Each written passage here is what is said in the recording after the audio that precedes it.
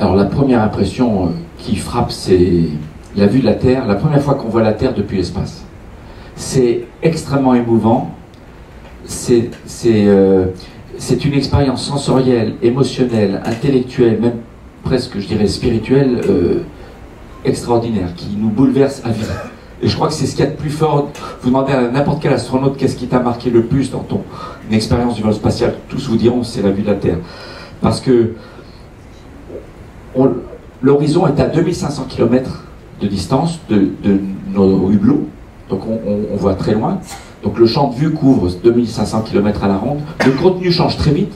En voyageant à 28 000 km par heure, c'est-à-dire 20 fois plus vite que la vitesse d'une balle de fusil de chasse, par exemple.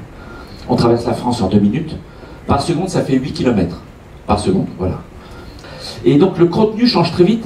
En plus, c'est très beau, parce que il y a une vie géologique, climatique, tectonique, c'est très contrasté, ça abrite le vivant, et donc on voit que la Terre abrite le vivant, on voit les éclosions de phytoplancton, les forêts tropicales, et on voit aussi l'aspect géologique, les déserts ocres arides où on se dit qu'il n'y a rien, les glaciers de l'Himalaya, les forêts tropicales, les atolls de Polynésie, et on est émerveillé. En plus, on voit qu'elle est finie, et en plus, elle est sur fond noir, vide, total du cosmos.